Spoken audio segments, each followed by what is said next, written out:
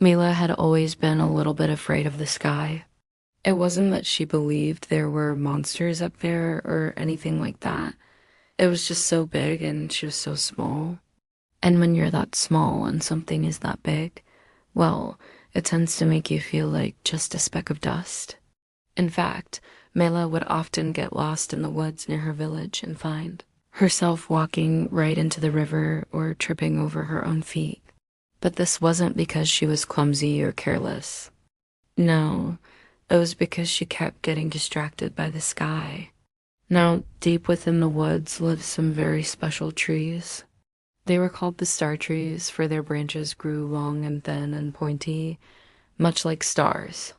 Their leaves were also white, shimmering, and delicate as if spun from moonlight. And every single one of them shimmered differently, like thousands of tiny lights twinkling against the darkness. It was magical. And yet these trees were shrouded in mist, an ever-present haze hiding their forms and keeping them out of sight. But when the mist drifted low at midnight, they became visible to anyone brave enough to wander into the woods after dark. That is, if they weren't too scared of the sky. For the trees floated above the ground. How high exactly? Well, that's difficult to say, since Mila never got close enough to count the branches or touch the sky.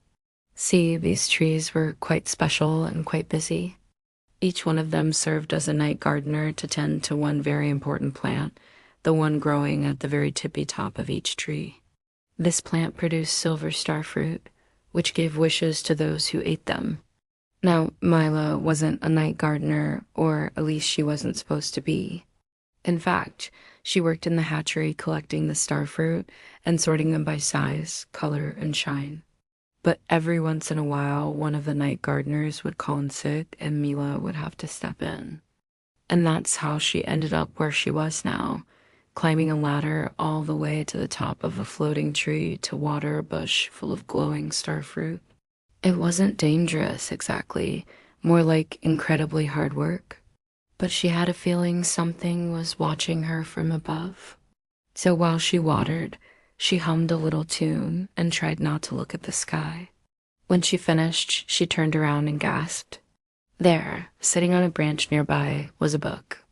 Not just any book, though. Its cover was made of starlight and its spine glittered with dewdrop jewels. A legend told of a lost book of dreams hidden away in a cloud-born library somewhere among the star trees. Legend also said that the book was filled with forgotten wishes, unspoken desires, and half-remembered dreams. But most importantly, it could grant any wish if someone could find it. Except finding the library was no easy task. Legend said only someone who could mend a fallen star patch on the star tree might enter. And upon entering, they would be granted a wish beyond imagining. But if they couldn't fix the patch, then every dream memory in the whole world would fade away until everyone forgot how to dream. When Mila had first heard this story as a child, she assumed the library was safe somewhere inside a tree. But seeing this book floating in the middle of nowhere made her realize it was neither safe nor inside a tree. It was somewhere much higher. As she approached the book, she saw the reason why. Someone had already tried to fix the star patch. They'd used stardust and cobwebs and dewdrops and moonstones, everything except the one thing that mattered, starlight. Because even though this book was made of starlight, it wasn't granting any wishes. It was taking them. Suddenly, the sky darkened, turning the ladder into a beam of light shooting all the way down to the ground. And there, waiting at the bottom, was a pair of eyes, cold and black as the void between stars. As the creature slithered closer, the trees rustled, not with the soft whisper of leaves, but with the grinding screech of gears. She looked back at the ladder, then at the approaching monster, then at the book. She didn't have a choice. She would either need to fix the star patch or let this creature swallow all the stars and plunge the world into darkness forever. Taking a deep breath, she reached out and touched the book. Inside, a voice echoed. You seek the cloud library, child of starlight. Prove yourself worthy, and it shall be yours. Suddenly, the pages began to spin. Starlight swirled around Mila, lifting her up and carrying her towards the ladder. But before she could climb down, the creature loomed over her, blocking her path. You cannot hide from me, child of starlight. Your power will be mine. Then it lunged, but the starlight pushed it away, sending it crashing through the star tree. With a final push, Mila found herself floating above the treetops. Below her, the ladder vanished and the world stretched out like a map made of stars. All around her were books, hundreds, thousands, millions of them, held aloft by floating platforms, connected by bridges of light. This was the Cloud Library, and Mila was finally here, but it wasn't what she expected at all. She thought it would be a grand hall filled with endless tales and ancient lore. Instead, it looked like a graveyard. There were no readers, only shelves and empty chairs. There were no tales, only titles.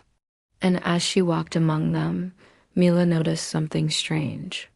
Every single title was about her, like the night gardener who saved the world, or Mila's acts of kindness, or when Mila listened.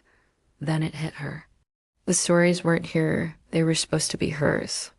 And she realized that the real Cloud Library wasn't the building, it was everyone she'd ever met. Every dream, memory, and story was stored within them, waiting for someone to remember. Suddenly, a hand landed on her shoulder.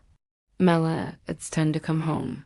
Startled, Mela turned around and saw the elderly night gardener from earlier. How did you find me? She asked. I heard you calling for help, he replied. But you didn't need my help to mend the star patch, did you? She asked. I fixed it already, he replied, smiling. The starlight mended the hole all by itself. Why? I asked. Because you remembered your story, he said. You remembered who you really are, not the clumsy girl who gets lost in the woods. Not the hatchery worker who sorts starlight, but the night gardener who tended the silver star tree. Then Mela understood. She hadn't repaired the star patch with magic or wishes or even starlight. She'd done it with memories. All those stories, all those moments, they weren't locked away in a book or floating in a cloud. They were living inside the people she'd helped. That's why as she walked among the empty shelves, she felt a strange sense of loss. Those memories weren't here. They were supposed to be there. People had forgotten her kindnesses, her laughter, her friendship, everything that made her who she was. But she could fix that. Mela began to speak. She recounted the day she stopped to help an old lady cross the street. She told the story of how she stood up to a bully and how she comforted a crying child. She recited the names of all the villagers and their favorite foods, places they liked to visit, and hobbies they enjoyed. At first, the titles remained blank, but as Mila continued speaking, the shelves began to fill with stories. First, a single word appeared, then a phrase, then a whole line. Soon, the entire book glowed with the story of Mila and the night gardener. By the time she finished, the sky had begun to lighten, and the first rays of dawn peeked through the trees. She knew it was time to go home, but before she left, she looked back at the Cloud Library and smiled. She no longer feared the sky. After all, she realized, you don't have to be afraid of the big, wide world, because the world is made of stories, and stories live when remembered and spoken, not written in books or locked in clouds. And so, with a newfound confidence, Mela climbed down the ladder, ready to start her next story. The end.